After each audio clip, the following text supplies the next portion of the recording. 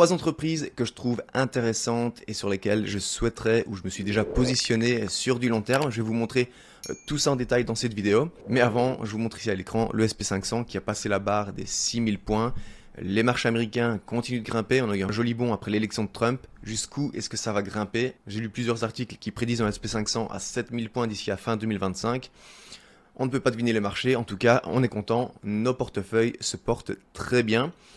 3 entreprises donc, comme je vous l'ai dit, sur lesquelles je souhaite me positionner ou sur lesquelles je me suis déjà positionné, et notamment, vous le savez, via une stratégie d'options, puisque la majorité de mon portefeuille aujourd'hui, ce sont des options. Et si vous ne savez pas ce que sont les options, eh bien j'ai un e-book disponible gratuitement ici en dessous dans la description. D'ailleurs, profitez-en parce que ce e-book ne va pas rester longtemps sur la chaîne.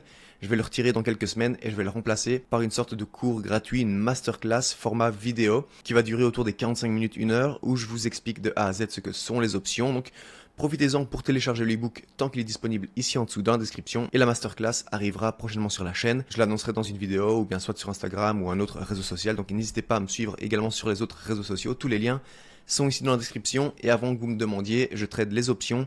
Et d'ailleurs, la plus grosse partie de mes investissements sont sur le courtier Interactive Broker. Donc les amis, comme je vous l'ai dit, 3 entreprises. La première entreprise que je vais vous présenter, c'est Alibaba, le groupe Alibaba, groupe chinois e-commerce. Le groupe Alibaba possède énormément de business. On est ici sur leur site. Vous pouvez voir, ils ont toute la partie en Chine, Taobao, Tmall Group. Ça, c'est pour la partie retail. Ils sont également dans le cloud avec Alibaba Cloud. D'ailleurs, Alibaba a énormément investi dans cette partie cloud en 2023-2024. Donc c'est pour ça qu'on voit une baisse du free cash flow. On en parlera dans un instant.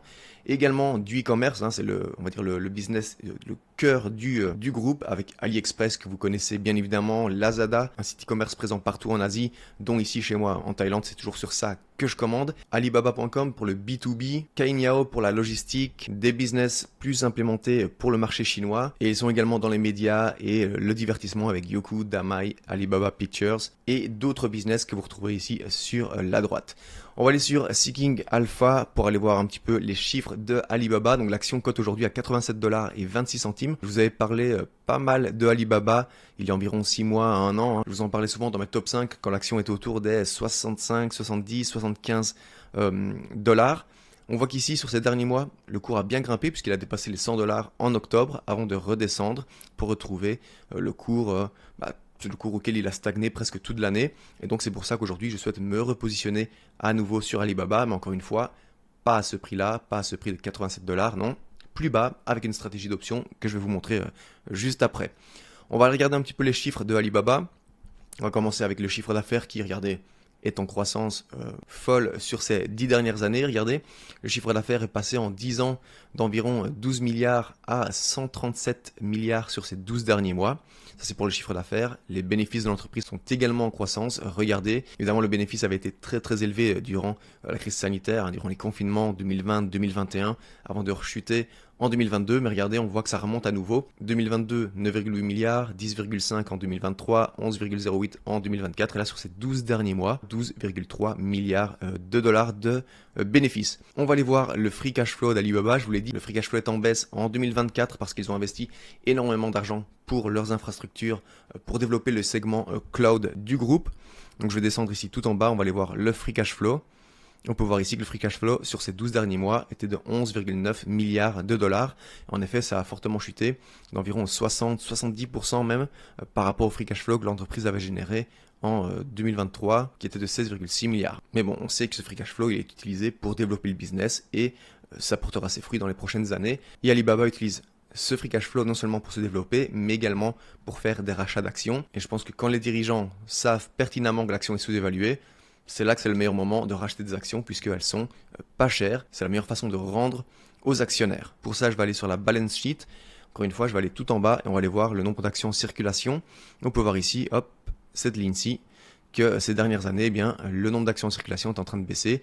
2,7 en 2021, 2,64, 2,54, 2,41, 2,3 milliards d'actions en circulation sur ces 12 derniers mois. Donc comme je vous ai dit, Alibaba m'intéresse, surtout à ces prix-là, 87 $. Pour moi, l'action Alibaba doit valoir plus de 100, 120, 130 $ sur base du free cash flow qu'il génère, de la croissance du chiffre d'affaires, des bénéfices, etc. Pour moi, c'est une boîte qui est largement sous-valorisée, tout simplement parce que c'est une entreprise chinoise.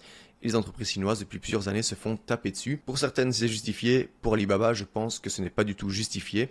Donc à ce prix-là, eh ben, je suis intéressé par cette entreprise. Mais encore une fois, je n'achète pas Alibaba à 87 $. Non, ce que je vais faire, c'est que je vais utiliser une stratégie d'option.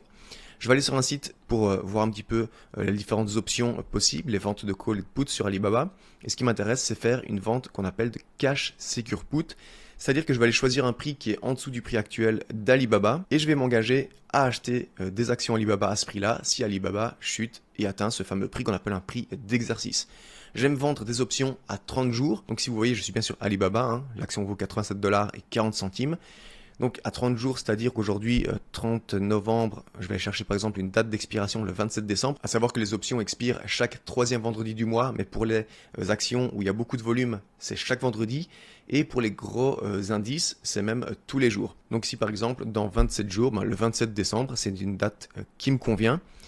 Et comme je vous ai dit, je vais aller chercher un prix d'exercice en dessous du prix actuel. Donc par exemple, pourquoi pas aller chercher un prix autour des 82 $. Donc il faudrait que Alibaba chute d'environ 4-5% pour atteindre ce prix-là. C'est un prix auquel je suis confiant, auquel je suis OK. J'accepte d'acheter des actions Alibaba si jamais Alibaba chute à ce prix-là.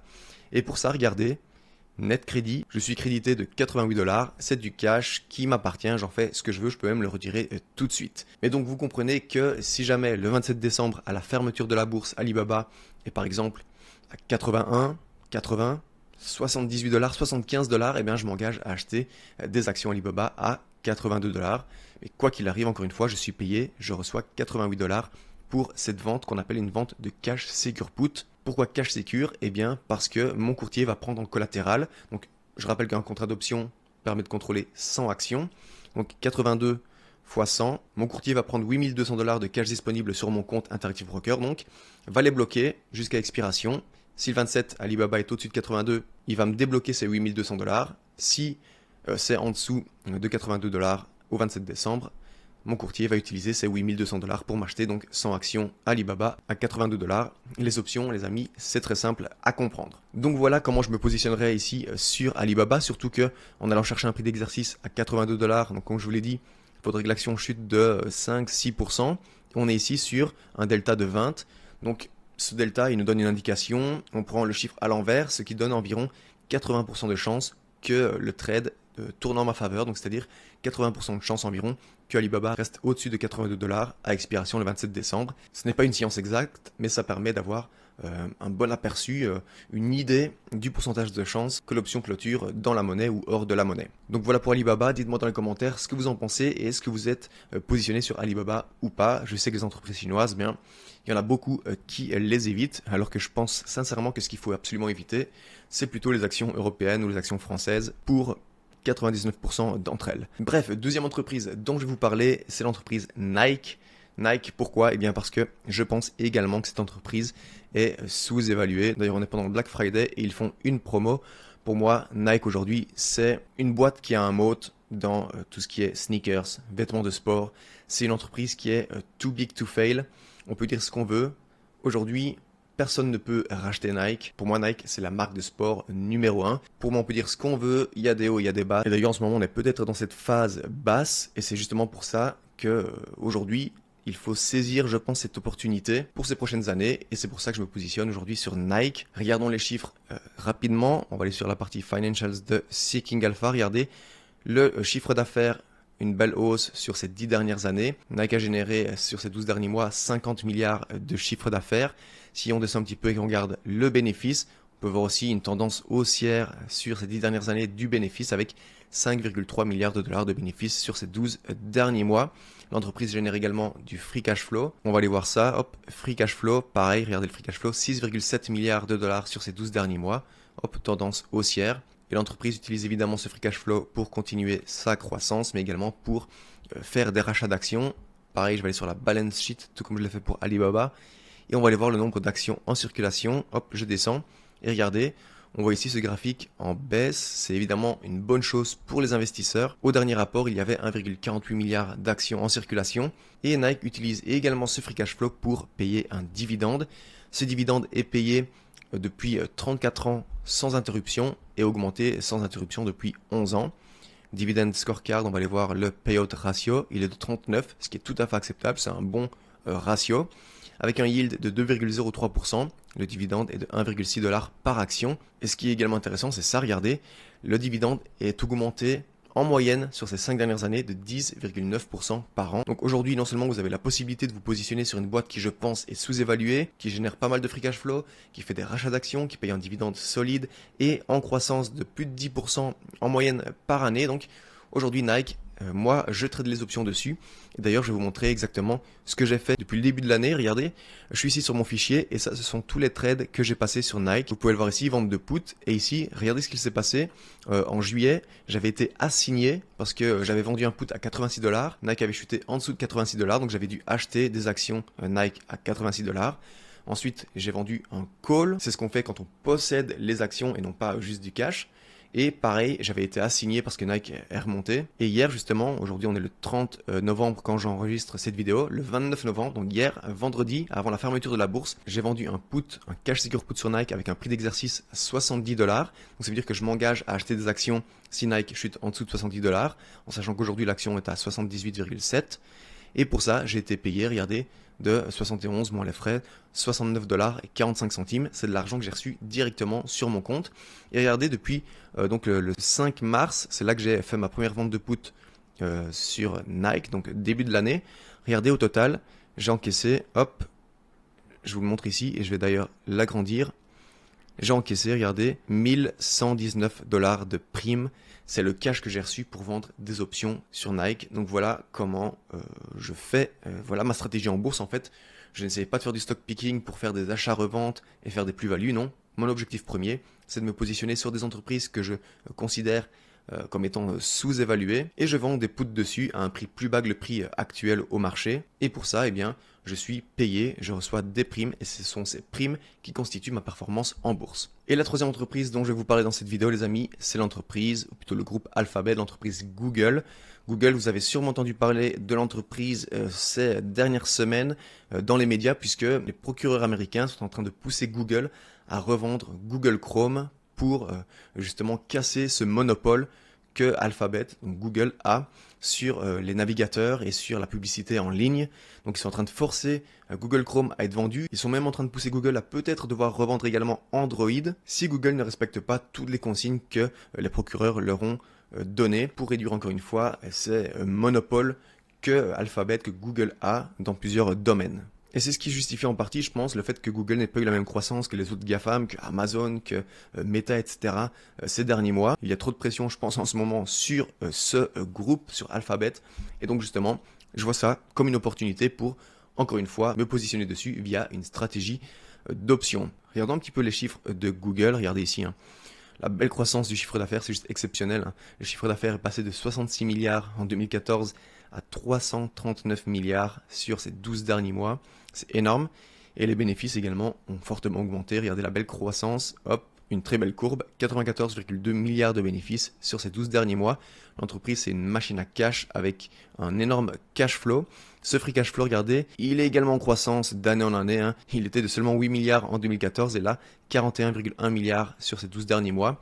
Google s'en sert pour évidemment continuer le développement du groupe. Ils effectuent également des rachats d'actions qu'on peut voir ici sur la balance sheet. Nombre d'actions en circulation qui évidemment est en baisse sur ces 10 dernières années, 12,2 milliards d'actions en circulation sur ces 12 derniers mois. Google qui je pense aujourd'hui est à un prix plus qu'acceptable à 168 $, avec un PE ratio d'environ 22. D'ailleurs, j'avais regardé un petit peu le PE ratio historique de Google. On peut le voir ici que dernièrement, il était de 22,4. Et si on regarde, historiquement, Google c'est plutôt un PE ratio autour des 25, entre 25 et 30. Aujourd'hui avec un PE ratio de 22, je pense que la boîte n'est pas chère du tout. Même si historiquement le SP500 on est plutôt sur un PE ratio pour prendre une fourchette large entre 15 et 20. On peut tout à fait, c'est acceptable de payer 22, 24 fois les bénéfices pour des grosses boîtes tech comme Google qui ont un moat énorme. Donc à 22 de PE ratio, eh bien je suis ok d'acheter des actions à ce prix-là, mais évidemment ce n'est pas ce que je fais, vous le savez. D'ailleurs, j'ai vendu il y a 2 semaines un put sur Google et on va aller voir ça ensemble. Je vais vous montrer ce que je ferai aujourd'hui si je devais revendre à nouveau un put. Je vais prendre, attention parce qu'il y a deux actions, il y a Google GOOG et GOOGL. Ce sont deux actions qu'on peut acheter, elles cotent plus ou moins au même prix. C'est juste qu'une vient avec des droits de vote, l'autre non. Moi, celle que je prends c'est GOOGL. les deux sont très très liquides, spread très faible, donc voilà, il n'y a pas vraiment de différence entre les deux. On peut le voir ici, l'action est à 168 dollars. Et bien ce que je vais faire, si je vais me positionner sur Google, et bien c'est vendre un put à un prix d'exercice juste en dessous du prix actuel, tout en choisissant une date, par exemple dans 3, 4, 5 semaines. Par exemple, le 3 janvier 2025, c'est dans 34 jours. Regardez, le prix est de 168 dollars. Et moi, ce que je ferais, c'est par exemple aller chercher un prix d'exercice à peut-être 160 ou 165. Pourquoi pas? Parce qu'à ce prix-là, je suis d'accord, je suis OK d'acheter des actions Google. Donc, je vais plutôt choisir 160 dollars et regarder, pour vendre ce put sur Google à 160 dollars pendant 34 jours, eh bien, je vais immédiatement être crédité de 136,5 dollars. C'est de l'argent qui sera sur mon compte instantanément dès que cet ordre sera passé. C'est du cash qui m'appartient et j'en fais ce que je veux. Encore une fois, c'est ma stratégie en bourse pour me positionner sur des boîtes qui, je trouve, sont sous-évaluées. Surtout qu'il faudrait que Google chute d'environ 5% pour atteindre 160 dollars et donc se retrouver avec un PE ratio non pas à 22 mais autour des 20,5, 21, donc ce qui sera encore plus attractif je trouve. Et puis tout simplement Google, le risque pris sur du long terme est très très faible, donc si vous n'utilisez pas une stratégie d'option parce qu'il faut quand même pas mal de cash, regardez 160 x 100, 16 000 dollars de collatéral pour vendre ce put sur Google, vous pouvez tout à fait faire un DCA, acheter des actions à l'unité pour vous construire un beau portefeuille. Google fait partie de ces boîtes qui sont too big to fail, une excellente boîte à posséder en portefeuille, en tout cas c'est mon opinion, et qui n'a pas eu la croissance que les autres GAFAM ont connue ces dernières semaines, ces derniers mois. Donc aujourd'hui, il y a une opportunité, je pense, sur Google, mais encore une fois, vous me direz ce que vous en pensez ici en dessous dans les commentaires. Donc voilà les amis, c'était 3 entreprises dont je voulais vous parler dans cette vidéo. Top 3 pour décembre 2024, dernier mois de l'année. On va entamer bientôt 2025, nouvelle année, nouveaux objectifs, nouvelles performances à aller chercher. Alibaba, Google, Nike. Je me suis déjà positionné via une stratégie d'option sur Google et Nike. Et je pense que début de semaine prochaine, je vais également vendre un put sur Alibaba. Encore une fois, si je reprends Alibaba, je pense que je partirai ici sur une date d'expiration au 3 janvier, dans 34 jours. Et un prix d'exercice peut-être ici autour des 81, 82. Je suis tout à fait confortable de posséder Alibaba en portefeuille à ce prix-là. Encore une fois, pour ça, je serai payé une centaine de dollars. Donc voilà, c'est tout pour cette vidéo les amis. Dites-moi ce que vous en pensez ici en dessous dans les commentaires. Je me ferai un grand plaisir de discuter avec vous comme d'habitude. Si vous avez aimé cette vidéo, je vous invite à laisser un gros pouce bleu. Ça aide vraiment la chaîne à se développer. Si vous n'êtes pas encore abonné à la chaîne, je vous invite à le faire en un petit clic. Ça prend une seconde. Et je vous invite également à activer les notifications pour ne pas rater mes prochains contenus. Les amis, je vous rappelle que l'e-book gratuit sur les options est disponible ici en dessous dans la description. Et en attendant la prochaine, je vous dis salut, ciao ciao.